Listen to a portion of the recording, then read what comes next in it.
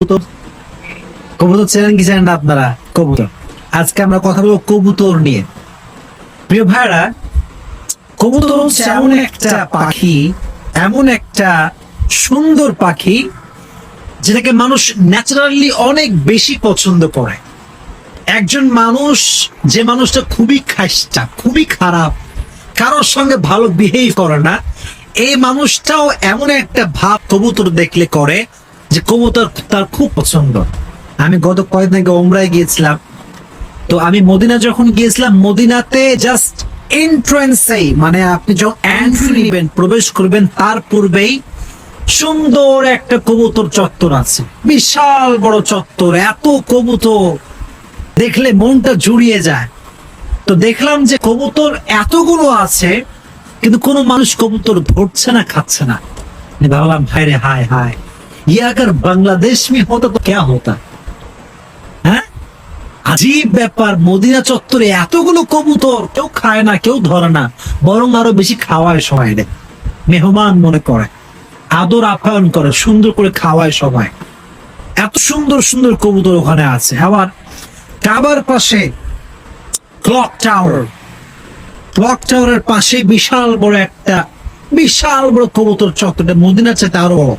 ওখানে আমি গিয়েছি, কবুতরদের খাবার দিয়েছি, ভিডিও করেছি, দেখেছি।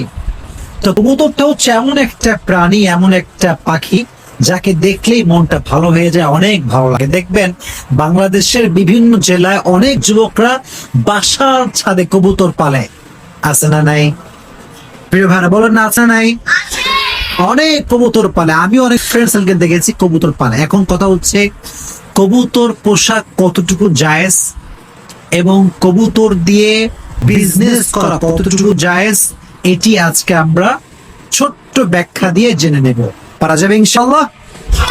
আচ্ছা, প্রথমে একটি বিষয় বুঝতে হবে, কবুতর আমরা এত পছন্দ করি, কিন্তু কবুতরকে রাসূল বলেছেন শয়তান। রাসূল বলেছে কি? শয়তান। আপনি অবাক হবেন, আরে কবুতর এত পছন্দের আমাদের পাখি, রাসূল কবুতরকে শয়তান কেন বলেছেন? হাদিসে আছে, রাসূল বলেছেন কবুতর হচ্ছে শয়তান। এর একটা ব্যাখ্যা আছে। আগে আমরা জানি যে কবুতর পোষা কবুতর জায়েজ।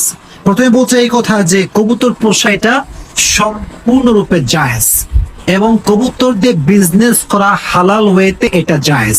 তবে কবুতর দিয়ে যদি কেউ, কোনো ব্যক্তি, মনে রাখবেন একটি বিষয়, এবং এটি একটি মাসআলা, সেটি হচ্ছে এই যে কবুতর দিয়ে খেলাধুলা করা মাকরুহ। কবুতর দিয়ে খেলাধুলা করা মাকরুহ। আর যদি কবুতর দিয়ে কেউ লটারি উড়ায়, মানে লটারি করে কবুতরের মাধ্যমে, তাহলে তার সাক্ষ্য গ্রহণ করা হবে না। এটি ইমাম নববী রহমতুল্লাহি আলাইহি বর্ণনা করেছেন। এখন কথা হচ্ছে, কবুতর দিয়ে বিজনেস করা আসলে কতটুকু জায়েজ? এটা নিঃসন্দেহে জায়েজ, তবে বিজনেস এটা মাপ কাটিয়ে হতে হবে এরকম যে আপনি পুষার মাধ্যমে যতটুকু আপনার খরচ হয়েছে অধিক লাভ করতে পারবেন না। অনেকে দেখা যায় একটা কবুতরের দাম কত হবে, আচ্ছা ভাবলাম 300 টাকা, কিন্তু দেখা যায় অনেক কবুতর ব্যবসায়ী আছে তারা 600, 700, 800, 1000 পর্যন্ত দাম রাখে। এটা ঠিক না। প্রত্যেকটা বিজনেসের একটা মাপকাঠি আছে, একটা সীমা রেখা আছে। অতিরিক্ত দাম রাখা জায়েজ হতে পারে। আচ্ছা, এবার আসেন রাসূল কেন শয়তান বলেছেন, এটা বলে আমরা শেষ করে দেবো ইনশাআল্লাহ। রাসূল একবার এসে দেখলেন যে একজন ব্যক্তি কবুতর দেখে ছুটতেছে, মানে কবুতর যায় যেদিকে সেও যায় সেই দিকে। রাসূল বললেন যে সে একজন শয়তান আর ছুটছে আর একজন শয়তানের পেছনে। ইয়াতবাউ শাইতানুন শাইতানা, একজন শয়তান আর একজন শয়তানকে অনুসরণ করছে। সাহাবা کرام এটা ব্যাখ্যা দিয়েছেন এরকম, বা এটার ব্যাখ্যা এসেছে এরকম যে শয়তান দ্বারা উদ্দেশ্য কি ছিল।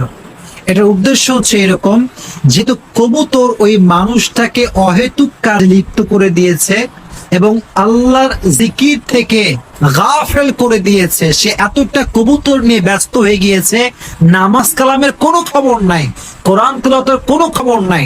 তাই রাসূল বলছেন যে একজন শয়তান আর একজন শয়তানকে অনুসরণ করছে। দ্যাট মিনস এটা শয়তান দ্বারা উদ্দেশ্য ওই শয়তান না, বরং এটা হচ্ছে দুনিয়ার মোহে ব্যস্ত করে দিয়েছে, আখিরাত থেকে গাফেল করে দিয়েছে। এজন্য দেখবেন অনেক লোক আছে এরকম যে এত বেশি পাখি প্রেমিক যে পাখির প্রেমে পড়ে আব্বা আম্মার সঙ্গে কথা কয় না, নামাজ কালামও পড়ে না, খালি পাখি আর পাখি। এটা ঠিক না, সব কিছু একটা লিমিটেশন আছে। আল্লাহ তাআলা আমাদের সবাইকে বুঝে শুনে আমল করার তৌফিক দান করুক, সকলে পড়া আমিন।